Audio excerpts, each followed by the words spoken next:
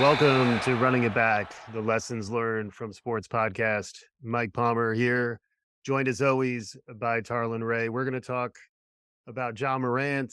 We're going to talk about lessons learned from what's going on there. Before we do any of that, it's been a little while, Tarlin. How you doing? So that's an all-time record. We just went 39 minutes of prep, non-prep, Yes.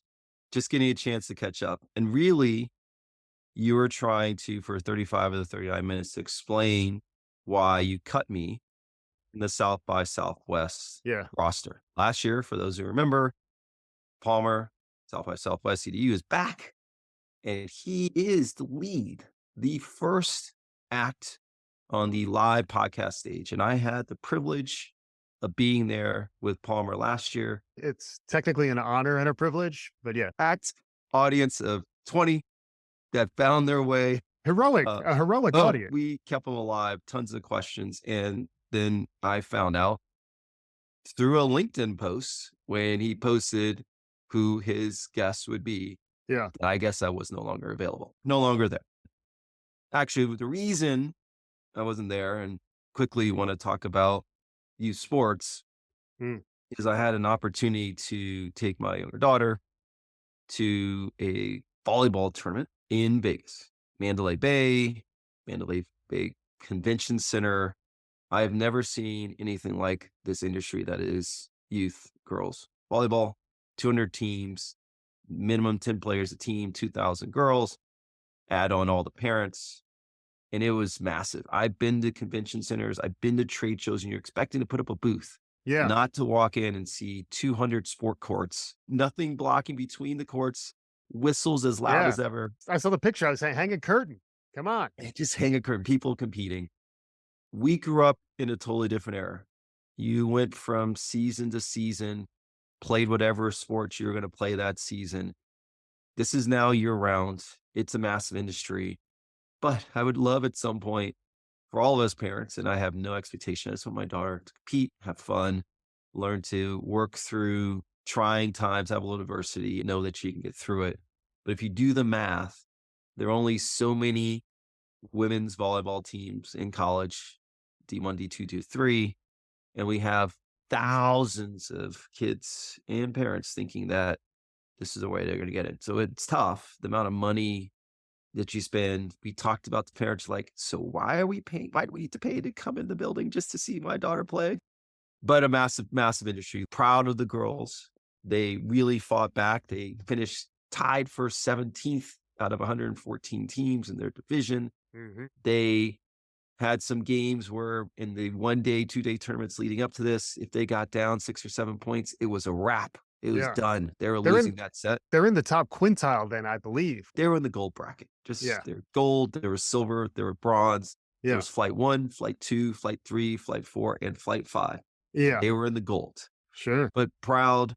More importantly, there were some games that they fought so hard. And it was great to see. But probably the most nerve-wracking thing, I just have a really hard time. I love watching it, but you rather play than watch your children play because you're so nervous for them. But anyways, I'm back. I'm just letting you know right now, I'm going to put it on air. I'm going to have a receipt. I'm available just in case you do go back to South by Southwest in 2024, but I know you have options. Right. I know we've only done this show like 60 times, and I was on Training and Education, the crossover 5. But maybe that's not enough. Maybe that's not enough time spent with you. So anyways, hopefully you can put in a write-in vote for me to make it next year. Yeah. And I'll talk to Ron Reed and Greg Rosenbaum, the guys who run South by Southwest EDU. Shout out to those guys about just cross-referencing the girls volleyball calendar relative to South by Southwest EDU's calendar. SCBA, just so make sure they know the organization. Just to do some deconflicting of dates there, just to make sure you and your coterie can be in attendance next year. Exciting stuff. It was a great trip down there. And look forward to doing more. We should definitely do more live, figure out how to get in front of some audiences. And meanwhile, by live, because you don't do any editing, do you? You just run the tape. I just mean in front of an audience. Okay, got it. Yeah, no, that's all gold, Tarlin, please. There's no magic of editing to this, the magic of our live flow. It's just like this all the time. But Did you shake the magic 8 ball? What the heck are we talking about today? What we're talking about today is one Ja Aloysius Morant. No, Demetrius I Jamel okay, Ja Morant. I made a Demetrius Jamel Ja Morant. there you go. So I need to take Ja Morant's name out of my mouth. Is that Yeah. it's a Jada Pinkett thing? Shout out to Will Smith with the Oscars coming. We are talking about Ja Morant. Shout out to Chris Rock. He dropped the mic on Will Smith in his Netflix special. Oh Keep my going. goodness. And Draymond Green broke down some of what Dylan Brooks was talking about similarly, which is related to all this. Dylan Brooks is spouting off with his mouth and his fashion sense. And Ja Morant, unfortunately, is bringing guns into the equation and is bringing image problems to Adam Silver's NBA that really were not anticipated. 23-year-old transcendent talent in Ja Morant is now getting caught up in incidents, a series of incidents, enough that it is a pattern, or as my 4-year-old likes to say, a pattern. I'm It's going a, to use that. take it, please. But it is a pattern we're seeing here, unfortunately, with Ja. How do you want to kick it up? Ja is must see TV. Ja, if you watch him at this Grizzlies game, he reminds me of back in the day, not from off course incidences, but just because he's a transcendent talent, just needing to see Allen Iverson. He just stopped, just want to see what he's going to do. Ja, for those who don't know, lightly recruited, totally unranked. We were just talking about the industry that is volleyball, totally unranked by recruiting services, period, coming out of high school. Then gets an offer to go to Murray State, first team all conference his freshman year, breakout sophomore year, number 2 pick in the draft. He's rookie of the year, his first year. He's all NBA 2022 and most improved. So you're talking about a guy who comes out, he averages 17.8, 7 assists, and 4 rebounds by his third year, 27 points, 6.7 assists, 5.7 rebounds. It's not only he brings an energy, but what most people, especially when they start to tune in second year in Murray State, is he has otherworldly hops. He's 6'2", 174, and you do not want to get in his way. He's a little bit like McClung almost. And he's a Murray State racer. Just to clarify, he's also a racer. Good Googling there. I just And want I to be cannot contributing. believe you compared an all NBA play to Mac McClung, who did save the dunk contest. Yeah, Love him for it. partly because Ja's not in it. And there, yes. But I think that would be an amazing, amazing battle. We love Ja for that. It's a team that won 56 games last year, tied for the most wins in Memphis Grizzly history. If you remember the grit and grind teams of the past, which we'll come back to. Tony Allen. There it is. And really battling Golden State last year for Western Conference supremacy. A Ja injury in the playoffs really derailed them. Talking about Playoffs? playoffs? We're talking about playoffs. And so that is, I just want to set the stage. That's Ja. Now, that's all. That's what he did on court. Oh, and there's might have been a year where he and Zion Williamson were on the same team. Are you kidding me? That was been crazy. And Ja is known. He's that guy. He's like that. He is the Rudy of his class. He still reminds you a little bit Dame Lillard, Weber State, coming out of Oakland, played well there. And you just wasn't appreciated, but he used to growing up. His dad was a teammate of Ray Allen. He was semi-pro for a while, but he married to Jamie, who was a point guard and softball player. But Jamie was pregnant with Ja, so he said, "I'm going to not play overseas and I'm going to be with the family." But he had legendary backyard workouts. They were using tractor tires to practice jumping to land lightly. So you got that background and origin story. Like Ja's the guy.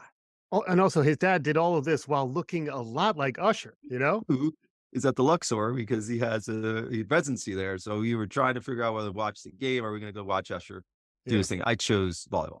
Anyways, so Ja, not only we love sort of the underdog story, we've already showed that he has just taken his game is exploded exponentially, but he also has unbelievable confidence. Some would say he's arrogant. Some would say he's cocky.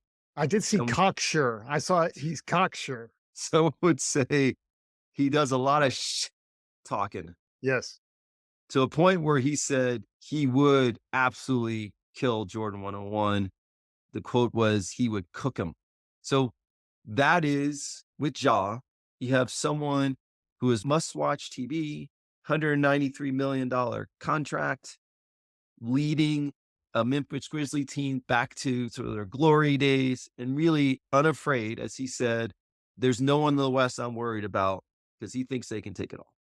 Yeah. So what's wrong with Ja? It depends on who you talk to, but Ja has had problems. There was an incident with the Indiana Pacers team bus after a game where he was bringing that swagger and that brash confidence that he brings to the entire team. And it is really the kind of makeup of the Grizzlies nowadays is that they're proud of their ability and they'll take anybody on. Things were a little chippy during the game. And then after the game, there was a laser pointer reportedly pointed at the Indiana Pacers team bus from within a car that was part of Ja's entourage.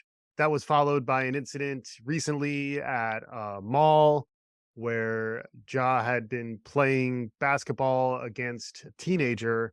One thing led to another, which resulted in a physical altercation and was threatening more, basically bringing gangster thug life. We joke about that type of language, but this is literally that, bringing some of that into the conversation. And then most recently, after losing to the Denver Nuggets in Denver, he was on Instagram from a strip club dangling something that looked like a gun on live on the Instagram. There's this social media platform, Tarlin, called Instagram. I thought it was Ju- called InstaFace. He Oh, was maybe is that Tick Chat? he was tick chatting on InstaFace, and it wasn't just InstaFace. Sadly, it was also Instagun. But the question is, A, why was he able to do that? And B, how do we get to him to get him straightened out? Because it does harken back to other incidents we've seen in the past. The name of the show is Running It Back. So we're going to look for lessons from the past that we can bring forward to today. And then also, any advice that we can give to 23-year-old talent, people in their 20s, people who are starting their professional lives, who are thinking they're invincible, thinking that that irrational confidence is what makes them great. There's a lot for us to talk about in terms of where Ja is now.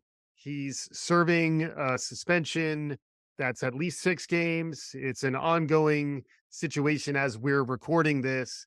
Certainly, from an image perspective, it does harken back to the Iverson days and some of the things around dress codes and kind of containing the image of the NBA, which is something we talked about on previous shows. It's a tough situation for Ja. It's a tough situation for the NBA.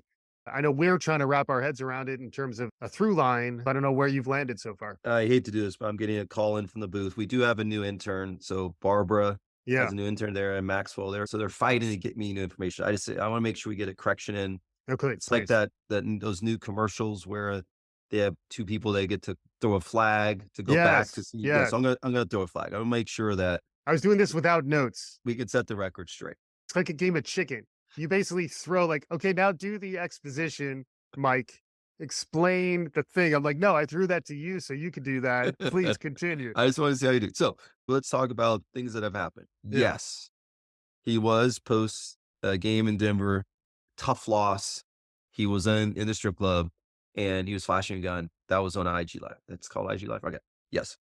Prior to that, Indiana game, his father with T. Morant, with his buddy, David Pack, were jawing at the Indiana Pacers throughout the game.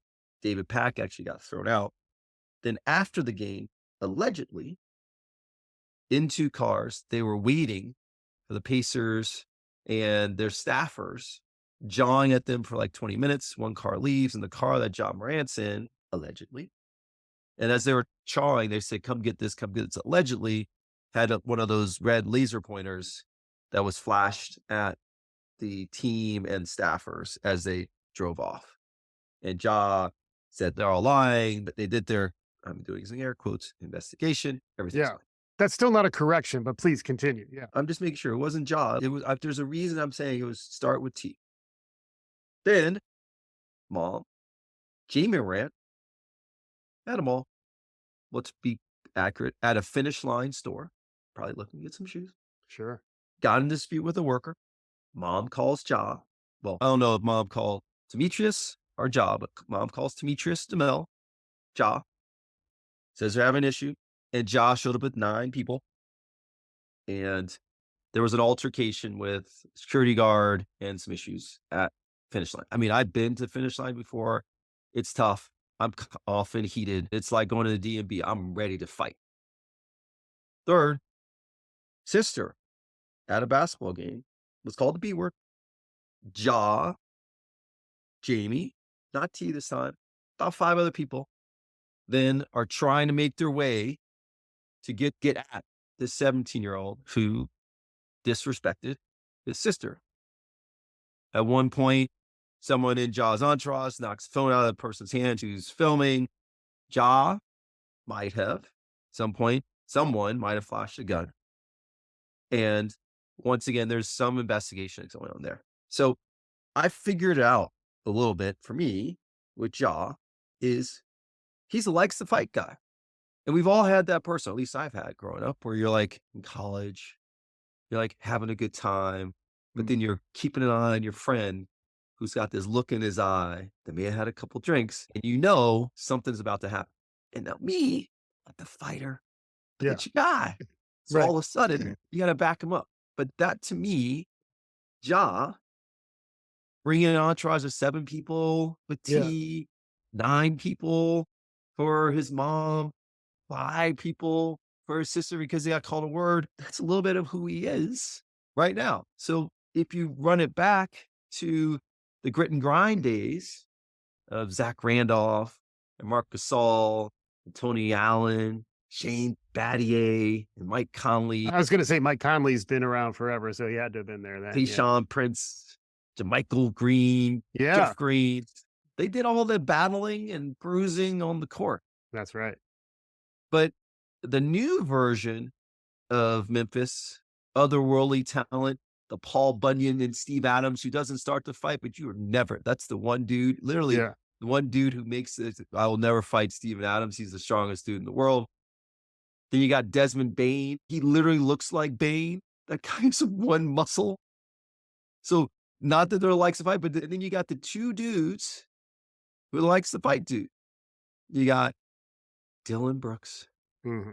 who I really think he's just a likes to fight dude because he's so frustrated by his hair.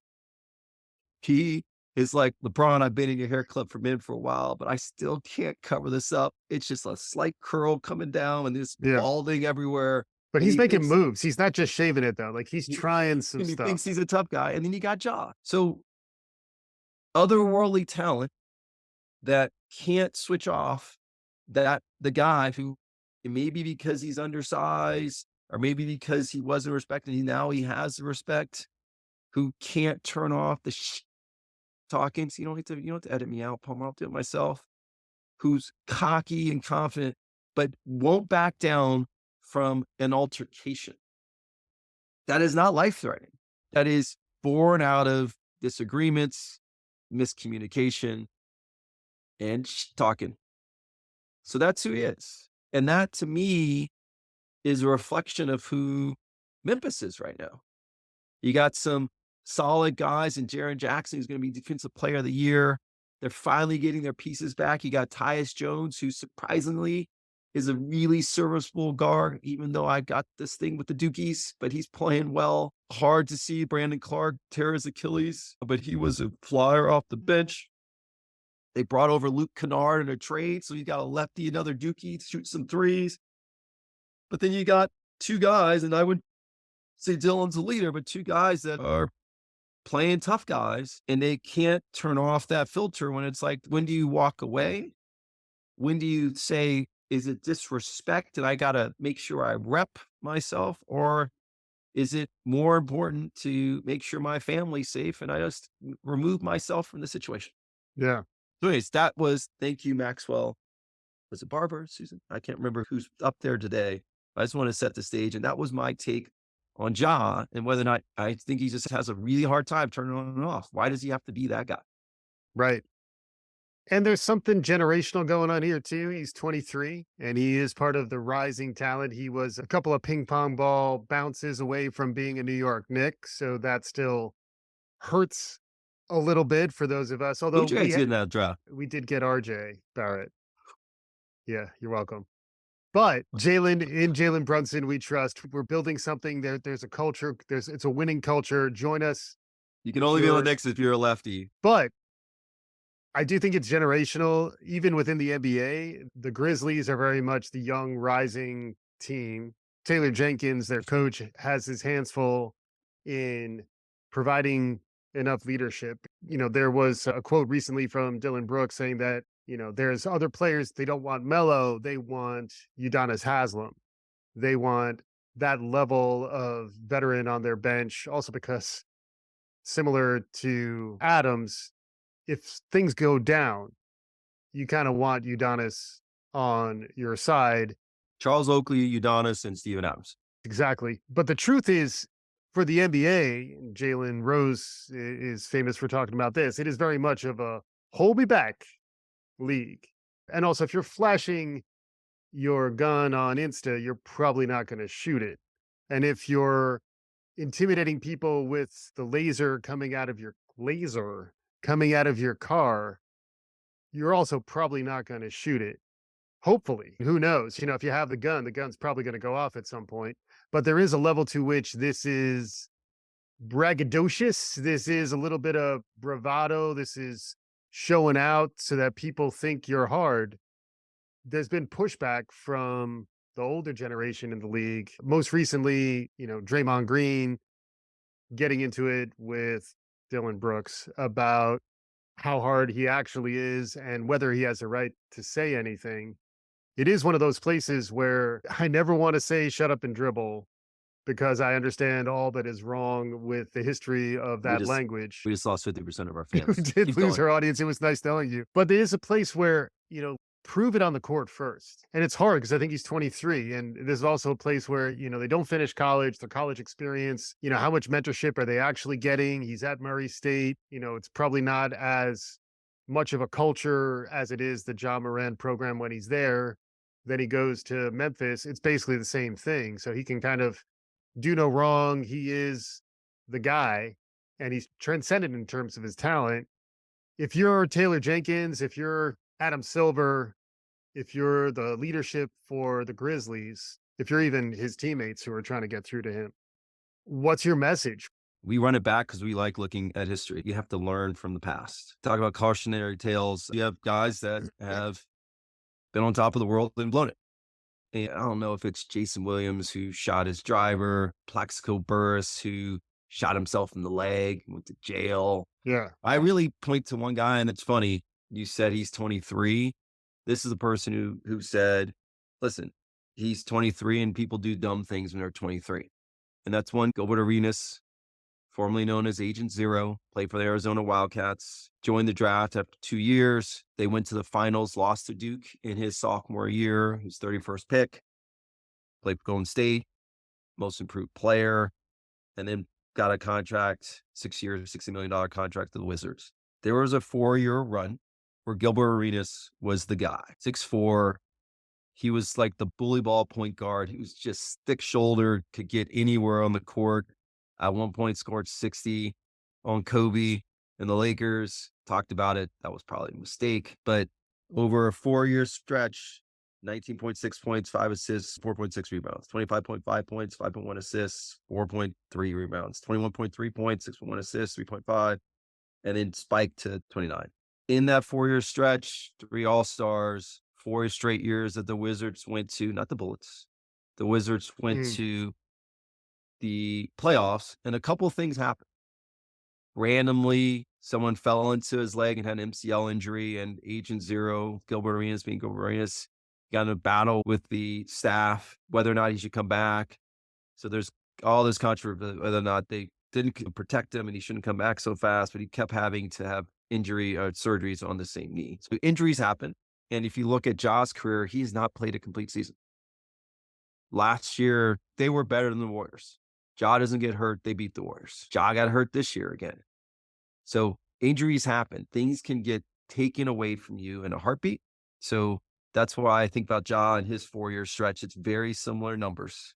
He's topped out at 27 points and Gilbert's 29. Yeah. They do things that no one else can do. Mm-hmm. Gilbert was one of the early bloggers. He was promoting himself. At one All-Star game, he didn't make the All-Star game when Jermaine O'Neal was injured. He basically talked himself into the All-Star game. If there was IG and what do they call them? Likes. He's a whatever, podcaster. Yeah, he'd be all world. He owned branding and talking directly to fans before anyone else. And he's agent zero because he was number 0. And now the NFL is coming around to allowing zeros as numbers in the NFL, following the lead of agent zero. And the NBA has been doing it for years. And he was early before what we see now. He was pulling up from everywhere. Yes. And then we had the incident where players were playing cards on the plane. Issues happen. Javaris Crittenton. That issue, both of them show up in the locker room with guns. Javaris is loaded. Agent Zero's not. They both get suspended for a full 2009-2010 season. Yeah. Agent Zero comes back. He plays, but only plays 2 or 3 more seasons, and he's done. Yeah. So I just want to use it as everyone thinks at 23, it can't happen to me. The Jay Williams, all-world number 2 pick out of Chicago Bulls. It won't happen. I'm going to ride a motorcycle. There's no way I get hurt. And his career is over. He was the dude. Mm-hmm. It's still so sad to see him only sit up there talking about the game versus playing the game. And at times hard to watch and listen and talk. Yeah. So if you're going to do anything and it's hard to do, hey, Ja came out quickly and apologized. I think Taylor Jenkins and the Memphis Grizzlies was handling this right. Like, you got to step away from the team. Yeah. He's not. He's going to continue to play. Hey, if Kobe can come back, I'm sorry to say, from the situation that happened in Denver, Ja's fine. If Kyrie can come back from everything that's happened, Ja's fine. But just look at history, because this can get taken in a heartbeat. And Ja, you're injury prone. You don't need, if something happens and you hear at their hand that someone's mad, don't take on someone else's energy. That's not your job. You're not in the front. Shaq had a massive entourage. My first job out of college, I worked for Shaquille O'Neal's clothing company. It's called Twism. The world is mine. Says world is mine. And Shaq had Kenny and Dirk and other people who took care of stuff. Shaq didn't need to go out if he heard something. So LeBron, and they compared LeBron. LeBron had his guys around him, people he played with, but his group was thinking about, how are we going to make money? How are we going to take care of our own business? How are we going to control our IP? How are we going to level ourselves up? He's not a businessman. He's a businessman. He's a business man. So it's just the cautionary tale that he doesn't need to be that guy. Don't take on everyone else's energy, conflicts, because if you don't show up for that, it doesn't mean you don't love them. And it will be a reflection to help others around you walk away. It will be a challenge, though, because the child who's the likes to fight guy is often born from parents that are likes to fight people. Mm-hmm. And T, who's not on the court talking that much to the team, there's a little something in him. Yeah. And Jamie, it truly is hard buying shoes at finish line. But if she has that much fire buying shoes, then it's a whole community around him. His whole ecosystem that needs to just take a breath. Yeah. And if something happens, walk away. Yeah. Because you got a lot riding on making sure you get the last word. Yeah. And then part of what's riding is a contract with Nike, which is also about selling shoes. How much of this activity is going to drive shoe sales versus put his entire contract at risk? How much of this image is something that he will be able to cultivate? And at what point does he cross a line he can't go back from? This feels like about as far as you could go and still come back and be okay. Speaking of guns in the NBA, it does remind me a little bit about Rodman's gun incident. He was suicidal back in 1993. and Chuck Daly had to come and catch him and provide him the supports that he needed. It does feel like it's a test of the NBA's culture, Ja's culture, the Grizzlies organization, the city of Memphis, who's still suffering from the Tyree Nichols incident, which happened there. And even the location of the FedEx Arena is blocks away from places where shootings happen. And gun culture is a real problem in our urban areas. It also, to me, connects to Alexander Hamilton, where the dueling culture is the other one as a cautionary tale, where you don't want transcendent talent to be snuffed out. I'm not going to sing from Hamilton, but this was my opportunity. Come on. You only have one shot in the room where it happens. The other, just quick note, and I'd love to hear more from you, is if you are going to go into that Crittenden Arenas situation, why are you bringing unloaded gun? You're just you're gonna set someone off, and especially in the cultures that Ja is in right now, it's not like you should bring a loaded gun. But the idea of appearing as though you might do something when you face someone who will in fact do it, they're gonna strike first and strike last, a la Aaron Burr. Listen, Gilbert Arenas has it right. We've all done dumb things. The other thing he says, we act like 23 is super old. It's Yeah. not. Still learning how to be an adult. So I'm just reflecting on what it looks like from the outside. I'm reflecting on who he's showing up as the likes the fight guy. There's enough evidence to show. Mm. I don't care whether or not there wasn't a red laser pointer. There's enough evidence to show that if someone says something happened to someone, your people, someone that you're close to, you will be there. And Yeah. then you're going to elevate, you're going to escalate the issue. So all I would say, whether you bring a gun at all, and I'm not one ever to say that's the way to solve an issue. You just got to learn from your mistakes. And this was the first thing that's happened that's made him pause because these incidents that we've talked about have been happen over the last 12 months, but nothing has stopped him from just being him. Yeah.